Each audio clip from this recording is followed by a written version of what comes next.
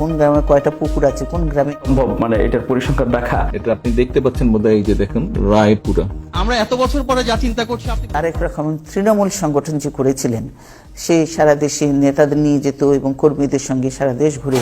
বেগম খালেদা জিয়া 2011 সালের 28 মে voice of আমেরিকাকে একটি সাক্ষাৎকার দিয়েছিলেন। সেই সাক্ষাৎকারে উনি বলছিলেন, কি বলছিলেন?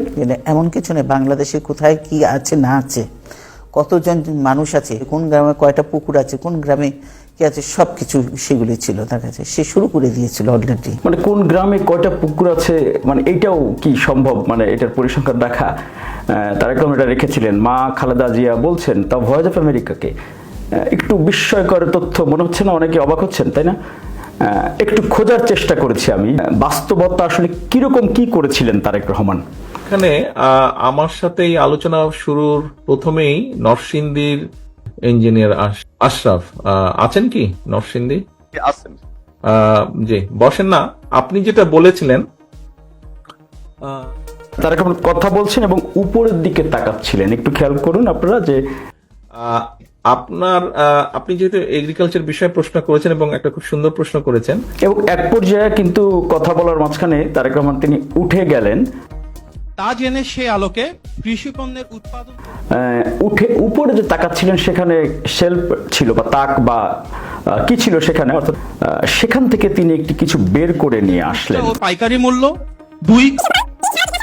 এবার আসলে আমাকে শুধু নয়, আপনাদের সবাইকে অবাক করে দিবেন, কারণ হচ্ছে 20 বছর আগের ঘটনা। আশরাফ সাহেব, আপনার থানা বা উপজেলা কোনটা?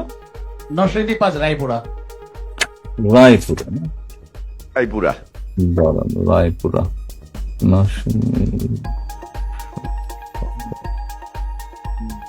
রায়পুরা। এই যে রায়পুরার এগুলা তখন হাতে করা, আমি জানি না কতটুকু ক্লিয়ার দেখতে পাবেন। এটা প্রায় 20 বছর আগের ম্যাপ, তো কিছুটা ফেড হয়ে গেছে। এই যে তখন এইভাবে করিয়েছিলাম ম্যাপগুলো, আপনারা দেখতে পাচ্ছেন কিনা আমি পরিষ্কার বুঝতে পারছি না। এইভাবে লোকেট করা আছে যে নিচে এটা রায়পুরার, এটা আপনি দেখতে পাচ্ছেন বোধহয়, এই যে দেখুন রায়পুরা। Thank you.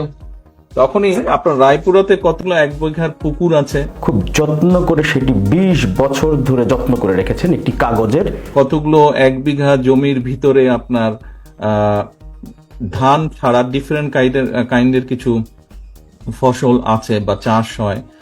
আপনার মাছের খামার বা পুকুর যদি থাকে, উইচ ইজ মিনিমাম 1 বিঘা, মোর দেন 1 বিঘা, এরকম যদি আছে, সেগুলা সব লোকেশন গুলো আছে।